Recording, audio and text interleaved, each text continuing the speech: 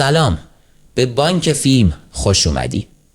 اینجا توی بانک فیلم میریم سراغ فیلمایی که همیشه تو لیست برترین های تاریخ سینما جا دارن. آثاری که تو سایت های مثل IMDb یا راتن تومیتوز یا نظرسنجی های معتبر رتبه های بالا رو به خودشون اختصاص دادن و ارزش حتی چند بار دیدن رو دارن. مرسی که با لایک، کامنت و اشتراک گذاری ویدیو ما رو حمایت میکنید. امروز قراره درباره فیلمی صحبت کنیم که حتی بعد از سالها همچنان در دل طرفداران سینما جا داره. رهایی از شاوشنگ. فیلم رهایی از شاوشنگ با اینکه در زمان اکرانش موفقیت تجاری چشمگیری نداشت، به مرور جایگاه ویژه‌ای بین مخاطب‌های سینما پیدا کرد. حالا سال هاست که این فیلم همیشه در فهرست‌های برتر، مخصوصاً در سایت IMDb، رتبه اول رو حفظ کرده. اما واقعاً چرا این فیلم از دید بسیاری بهترین فیلم تاریخ سینماست؟ چیزی که این فیلم را از بقیه جدا میکنه درخشش فنیش نیست، هرچند در این زمینه هم بی‌نقصه، بلکه پیام قدرتمندیه که در قلب داستانش نهفته است، یعنی امید. کارگردان فیلم به خوبی نشون میده که برای ساختن یه فیلم فوق‌العاده نیازی به جلوه‌های ویژه و هزینه‌های فوق‌العاده نیست، اگرچه میشه آثار زیادی رو پیدا کرد که از لحاظ جلوه‌های ویژه، موسیقی یا تکنیک‌های کارگردانی فوق‌العاده باشن، ولی رهایی از شاوشنگ در یک چیز منحصر به فرده: ایجاد یک حس امید از دست نرفتنی. شخصیت اندی در یکی از تاریک‌ترین شرایط ممکن گرفتار شده، محکوم به حبس ابد برای قتلی که مرتکب نشده. صحنه ورود اندی به زندان شاوشنگ یکی از تأثیرگذارترین بخش‌های فیلمه که حس وحشت، تنهایی و فشار روانی رو برای مخاطب تداعی میکنه. نگاه اندی به آسمان آبی در تضاد با دیوارهای بلند و غیرقابل نفوذ زندانه. در همون شب اول دارابوند خشونت و بیرحمی سیستم زندان رو به نمایش میگذاره، از ضرب و شتم زندانی جدید تا قتل یکی از اونها. اصلا نمیشمارم، حتی یکم نمیگم، بنابراین یا خفه میشی یا خفت میکنم. خفه شو مرد، تو رو خدا خفه شو. این اقدامات به شکل نمادین نشون دهنده تلاش سیستم برای درهم شکستن روحیه افراده. در صحنه‌هایی مثل واک زدن کفش رئیس زندان یا تحمل آزارهای وحشیانه، اندی رو نه ضعیف بلکه قوی‌تر می‌بینیم. او تسلیم نمیشه و از این موقعیت‌ها به عنوان فرصتی برای طراحی برنامه بزرگترش استفاده می‌کنه. رئیس زندان و زندانبانها با استفاده از قدرت و تفسیر متعصبانه از مذهب فضای ایجاد می‌کنن که تسلیم شدن رو در دل زندانیان تشویق کنن. شماها گناهکارید، برای همینم اینجا هستید. من به دو چیز اعتقاد دارم: انضباط و انجیل. هر دوش براتون لازمه. اینجا رئیس منم. رئیس زندان و نگهبانان نماد شرارت و فساد سیستم قضاییه که تحت لوای مذهب و قانون نه تنها عدالت رو نقض میکنن، بلکه اون رو به ابزاری برای قدرت و کنترل تبدیل میکنن. زندانبانها در شاوشنگ هم به نوعی در زندان ذهنی سیستم زندان گیر افتادن. اونها در چارچوبی از خشونت و بیرحمی زندگی میکنن و تمام انسانیت خودشون رو از دست دادن. هر وقت اجازه دادیم غذا میخورین، اجازه دادیم دستشویی میرین، اجازه دادیم حمام میکنین. شیرفهم شد چه صافت شکمو. رفتار غیر انسانی اونها به زندانیان نشون میده که چطور یک سیستم فاسد حتی کسایی که آزادن رو به اسیران قوانین ناعادلانه تبدیل میکنه.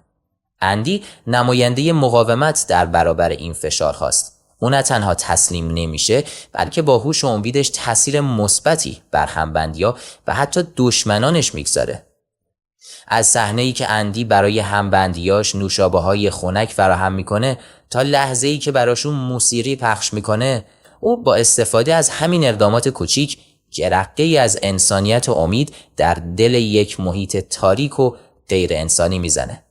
او به دنبال ساختن راهی برای رهایی خودش و حتی تغییر محیط اطرافشه و برای خودش هدف میسازه، حتی اگه همه چیز علیه او باشه، و این چیزیه که مخاطبان رو جذب میکنه. احساسی که فراتر از سینما در دل زندگی واقعی هم تأثیر گذاره. یکی از مهمترین بخش‌های داستان دوستی میان اندی و رد با بازی مورگان فریمنه. شخصیت رد شخصیتی بدبینه که باور چندانی به امید یا تغییر نداره. از چی حرف میزنی؟ امید؟ پس گوش کن دوست من. امید احساس خطرناکیه. امید میتونه آدمو به جنون بکشونه. بیرونم به هیچ دردی نمیخوره. بهتره به نداشتنش عادت کنی. اما رابطش با اندی کم کم باعث میشه او هم نگاهی تازه به زندگی پیدا کنه. اندی در زندان نه تنها برای آزادی خودش تلاش میکنه، بلکه در مسیرش روی بقیه زندانی ها و حتی مسئولین زندان هم تأثیر میگذاره. استعداد اندی در مسائل مالی باعث میشه تا نظر رئیس نگهبانها و رئیس فاسد زندان را جلب کنه. او به اونها مشاوره مالی میده و همین باعث میشه به اداره کتابخونه زندان منتقل بشه. اندی با نامه‌نگاری های مداوم موفق میشه بودجه‌ای برای توسعه کتابخونه بگیره و اون رو به مرکز آموزشی زندان تبدیل کنه. یکی از جذابیت‌های شاوشنگ اینه که ساختار فیلم کاملاً با پیام اصلی اون هماهنگه. هر صحنه، دیالوگ و جزئیاتی که در فیلم میبینید به نوعی امید و مقاومت رو به تصویر میکشه. فیلم با یک روایت آرام و مستمر پیش میره و هیچ وقت عجله نمیکنه تا چیزی رو زودتر از زمان مناسبش به مخاطب نشون بده. شخصیت پردازی، روند تدریجی داستان و حتی لحظات سکوت فیلم همگی به مخاطب این فرصت رو میده که همراه با اندی و رد این مسیر پر از امید رو تجربه کنه. پیامی که رهایی از شاوشنگ به مخاطب میده تنها درباره آزادی فیزیکی نیست. فیلم در لایه‌های عمیق‌ترش به زندان‌های ذهنی و روانی اشاره میکنه. زندان‌هایی که بسیاری از ما ممکنه حتی بدون میله‌های واقعی در اون گرفتار باشیم. اول متنفری، بعد عادت میکنی، و هرچی که بیشتر بمونی وابسته تر میشی. این میگن عادت کردن. یکی از تأثیرگذارترین نمونه‌ها در فیلم ماجرای شخصیت بروکسه. بروکس که سالها از عمرش رو در زندان سپری کرده، بعد از آزادی از زندان با دنیای بیرون کاملاً بیگانه است. او در زندان هویتی برای خودش پیدا کرده بود و احترام خاصی داشت، اما بیرون از زندان در دنیایی که او رو فراموش کردن احساس گمشدگی و بی‌معنایی میکنه. این فشار روانی او رو به جایی میرسونه که نتونه زندگی آزاد رو تحمل کنه و در نهایت دست به خودکشی میزنه. بروکس از زندان فیزیکی آزاد شده بود، اما زندان ذهنی و احساس پوچی او رو گرفتار کرده بود. آروم باش. چیزی نیست. رستگاری در شاوشنگ در عین حال که سیاه ترین وجوه سیستم زندان و جامعه رو به تصویر میکشه، به قدرت انسانی بر غلبه بر اونها باور داره و این باور رو به تماشاگر منتقل میکنه و موفق شده که یک ارتباط احساسی عمیق با مخاطبانش برقرار کنه.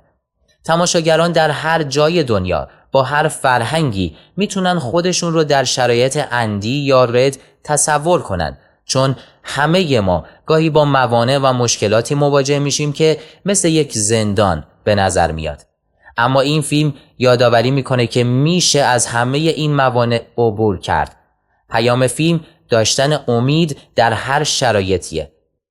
فیلم به ما یاد میده که در هر شرایطی، حتی وقتی همه چیز علیه ماست، باز هم میشه به سمت رهایی و تغییر حرکت کرد. و همین نکته است که باعث شده شاوشنگ حتی بعد از سالها همچنان جزو بهترین فیلم‌های تاریخ سینما شناخته بشه. رهایی از شاوشنگ به ما یادآوری میکنه که آزادی واقعی فقط رهایی از دیوارها نیست، بلکه رهایی از ذهنیاته. اگه این فیلم رو دیدید حتما نظرتون رو برام بنویسید. اگر احساس افسردگی یا ناامیدی میکنید این فیلم رو ببینید. میتونید شادابتر بشید و دوباره به زندگی امید پیدا کنید.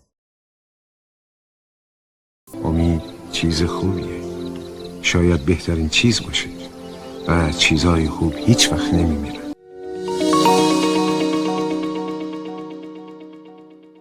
ممنون که با بانک فیلم همراهید. اینجا پر از داستان‌های هیجان انگیز و متنوع برای عاشقان سینماست. از فیلم‌های اسکاری و آثار بزرگ جشنواره‌ای گرفته تا موضوعات خاصی که کمتر جایی بهشون پرداخته شده. اگه دنبال تنوع و محتوای خاص هستید، کانال رو دنبال کنید و با لایک ویدیو به ما انرژی بدید. و اگه میخوای ویدیوی بعدی به انتخاب تو ساخته بشه، کافیه نام فیلم، کارگردان، موضوع یا ژانر مورد علاقت رو توی کامنت بنویسی. آیا فیلمی هست که فکر میکنید بقیه هم باید ببیننش؟ معرفیش کن تا با بقیه به اشتراک بذاریم. برای ارتباط با ما میتونید به کانال تلگرام یا ایمیلی که در بخش توضیحات قرار داره پیام بفرستید. با اینکه فیلم همراه شما برای کشف بهترین های سینما از کلاسیک تا امروز.